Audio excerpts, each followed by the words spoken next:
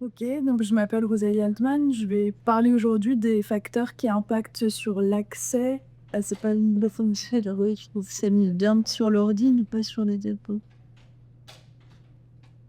Puis, comment je peux-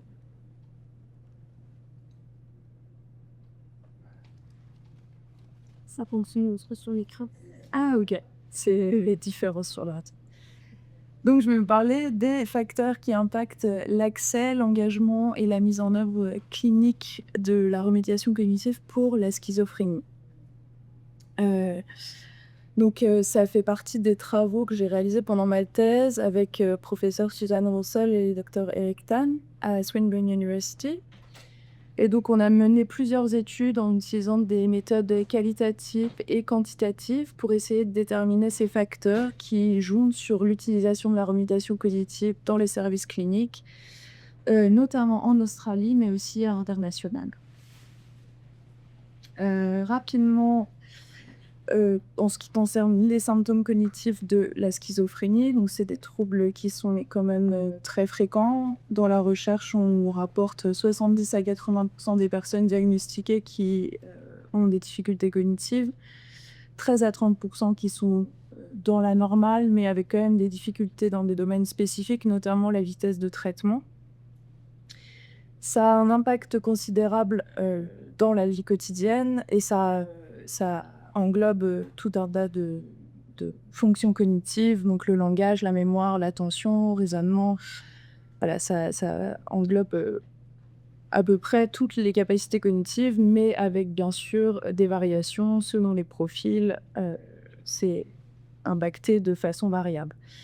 Ça se retrouve aussi, les symptômes cognitifs chez les personnes qui sont drug naïves, donc qui n'ont jamais reçu de traitement pharmacologique.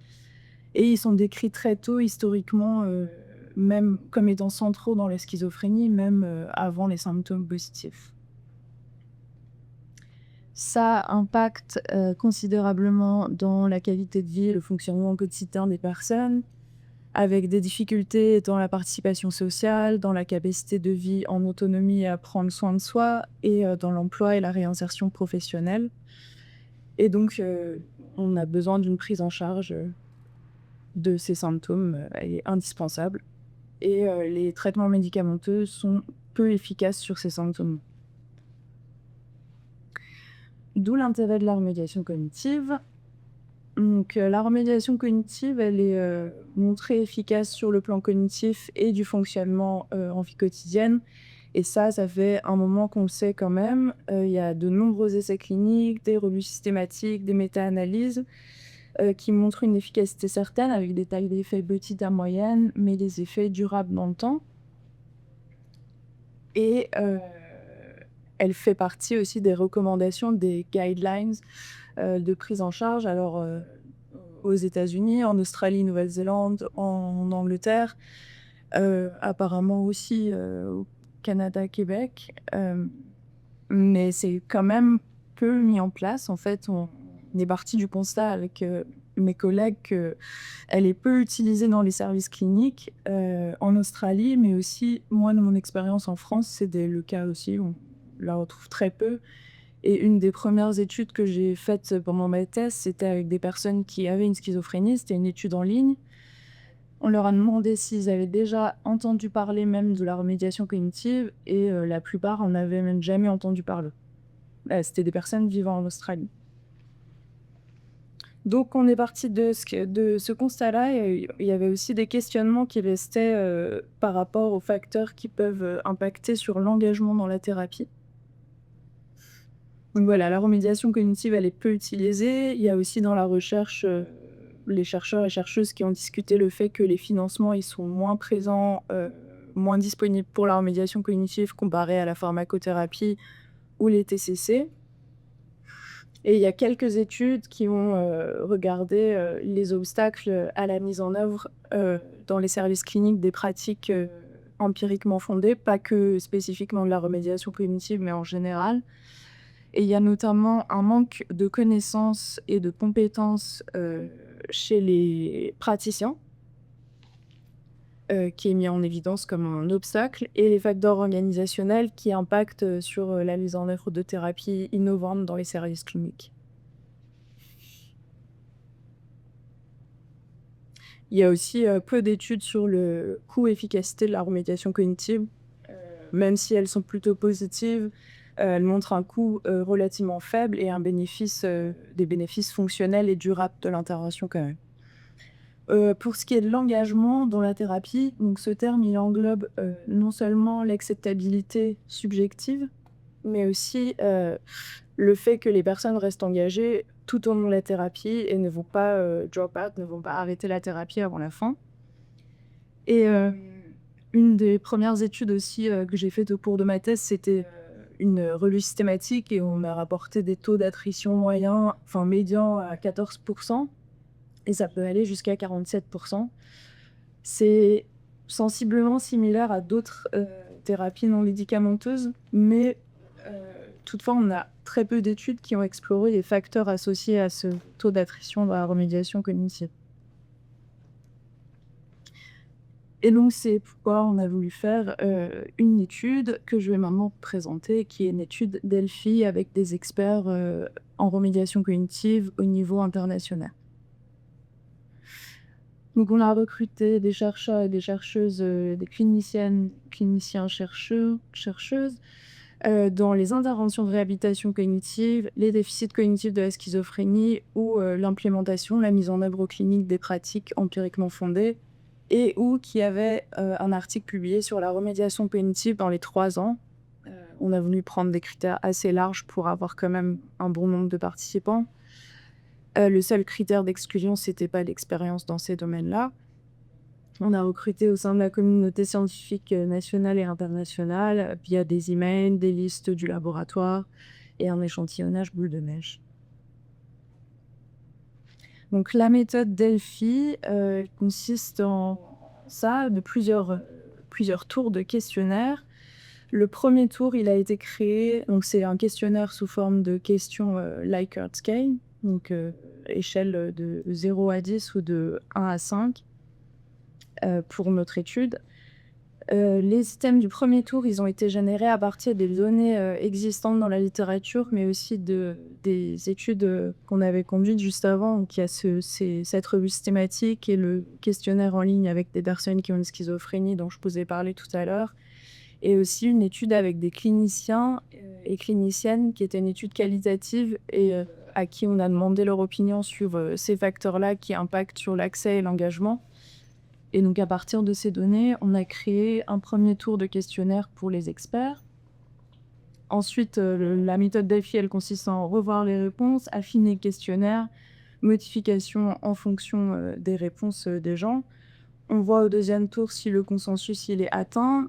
Et nous, le consensus n'était pas atteint. On a décidé au troisième tour de sélectionner dans chaque catégorie. C'est ça que j'ai pas expliqué, c'est qu'il y avait plusieurs catégories. Il y avait la catégorie accès, engagement et mise en œuvre clinique, en gros.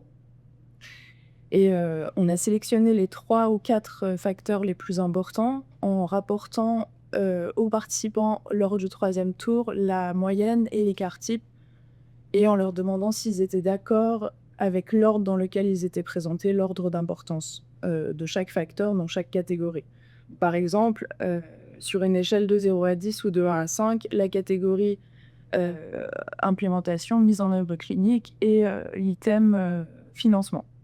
Un autre exemple, c'est la catégorie engagement et l'item des techniques de motivation devraient être utilisées tout au long de la thérapie.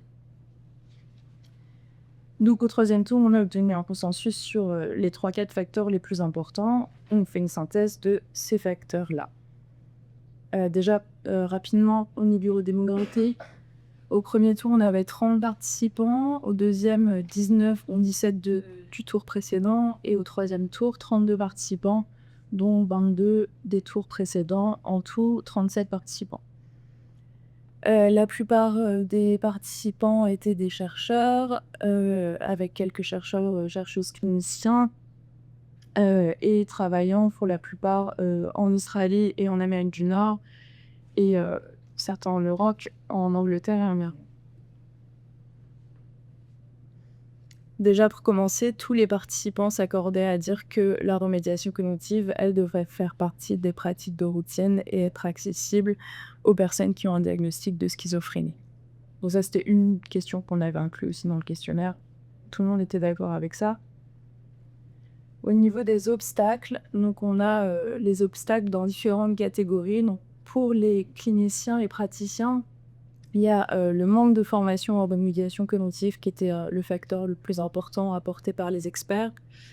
Une faible perception de l'importance des déficits cognitifs et du fonctionnement cognitif dans la schizophrénie. Un manque de connaissances sur la remédiation cognitive elle-même. Et bien sûr, le manque de temps. J'ai lu ça. Pour l'accès des usagers, il y a la remédiation cognitive qui n'est pas perçue comme une priorité. Les activités et les contraintes temporelles des usagers, ça, c'est des choses sur lesquelles on n'aura pas forcément d'impact, mais qui peuvent être importants à prendre en compte dans le sens où il va falloir être très flexible dans la délivrance de cette thérapie, comme dans le programme d'afflexibilité qui améliore l'accès. Et puis l'accès difficile au niveau de la localisation géographique, qui dépend vraiment du territoire duquel on parle. De ce qui est de l'engagement des usagers, le premier obstacle, c'était une faible perception de la pertinence de la thérapie, des croyances défaitistes, donc croire qu'on n'est pas assez compétent, qu'on va pas y arriver, etc. Et une alliance thérapeutique trop faible. Au niveau des services cliniques, il y a un manque de personnel employé dans les rôles de réhabilitation cognitive, un manque de formation en remédiation cognitive et un manque de connaissances sur la remédiation cognitive. Pour ce qui est des facilitateurs, dans la mise en œuvre des services cliniques, ce qui va aider en premier lieu, c'est le soutien en général des organisations pour le personnel soignant, des meilleures connaissances dans le fonctionnement cognitif de la schizophrénie et des bénéfices de la remédiation cognitive. La remédiation cognitive délivrée dans le cadre de systèmes de soins intégrés, dans des services de réhabilitation intégrés. Pour ce qui est de l'engagement des usagers dans la thérapie, ce qui est le plus important, c'est de focaliser sur la généralisation des apprentissages en vie quotidienne, la remédiation cognitive délivrée dans le cadre des parcours de soins intégrés et les thérapeutes travaillant sur l'alliance thérapeutique tout au long de la thérapie. Il y a aussi un peu la recherche qui montre que c'est pas tant la quantité, mais plutôt la qualité de l'alliance thérapeutique. Enfin, on avait aussi une partie composante essentielle de la remédiation cognitive sur lesquelles on a déjà des données dans la recherche, mais on a vu dû demander aussi aux experts ce qu'ils en pensaient et comment ils classifiaient ça. Le plus important, c'était la focalisation sur l'entraînement des capacités fonctionnelles, la généralisation en vie quotidienne, l'utilisation des stratégies en vie quotidienne, l'identification des buts et des valeurs des usagers et la présence d'une thérapeute. Donc avec tout ça, on a quelques recommandations cliniques et pour la recherche future. Au niveau clinique, ce qui va être important, ça va être de sensibiliser le public et les intervenants de la remédiation cognitive sur les symptômes cognitifs de la schizophrénie et les bénéfices de la remédiation cognitive. Améliorer l'accessibilité à la formation pour les soignants. Des champions en remédiation cognitive, c'est le terme en anglais, pour pousser à la mise en œuvre dans les services cliniques. Ensuite, intégrer la remédiation cognitive dans les services des parcours de soins intégrés. Ce qui était important aussi, ce qui va être important dans la pratique clinique, c'est d'expliquer les objectifs et les bénéfices de la thérapie de façon exhaustive et compréhensible aux participants et de focaliser sur les buts et le transfert en vie quotidienne. Utiliser des outils aussi pour améliorer la motivation pendant la remédiation cognitive, comme l'entretien motivationnel, l'apprentissage des capacités motivationnelles pour améliorer l'engagement. Et dans la recherche, il nous faudrait davantage d'études nationales et internationales sur la mise en œuvre, la dissémination de la remédiation cognitive. Aussi que les études rapportent les facteurs, les taux d'affliction déjà, et puis les facteurs qui y sont liés. Impliquer davantage les utilisateurs et les utilisatrices dans la recherche sur la remédiation cognitive. Donc comme ça a été présenté dans des présentations précédentes, impliquer les personnes concernées, super important. Étudier les facteurs liés aux usagers qui impactent sur l'engagement, les facteurs organisationnels qui impactent sur l'accès, et aussi développer des guides pratiques pour l'alliance thérapeutique. Ça, c'est des choses qu'on n'a pas forcément. On ne sait pas forcément en mettre en œuvre en remédiation cognitive. étudier davantage l'acceptabilité et l'efficacité de la remédiation cognitive délivrée à distance. On voit notamment, en tout cas sur des territoires comme l'Australie qui sont très vastes, où ce serait vraiment utile d'avoir des choses. Alors, ça va être des choses en ligne qui peuvent être moins accessibles que du papier crayon dans un autre côté, mais en même temps, sur un territoire vaste comme l'Australie, des personnes qui sont dans des zones de campagne, ça va vraiment permettre une accessibilité. Et il y a des études, ça sur le remote delivery, qui montrent une bonne acceptabilité pour l'instant, et puis une bonne efficacité aussi, et surtout qui permettent ouais, voilà, un accès plus général. Et enfin, obtenir des données sur les données économiques coût-bénéfice à long terme pour vraiment aussi avoir des arguments financiers dans les services cliniques. Bah, ça va pas coûter trop cher, mais par contre, il y aura un gros bénéfice derrière. Merci pour votre attention, et je remercie aussi Suzanne et Eric de m'avoir aidé dans ces travaux de recherche, d'avoir collaboré sur ces travaux de recherche.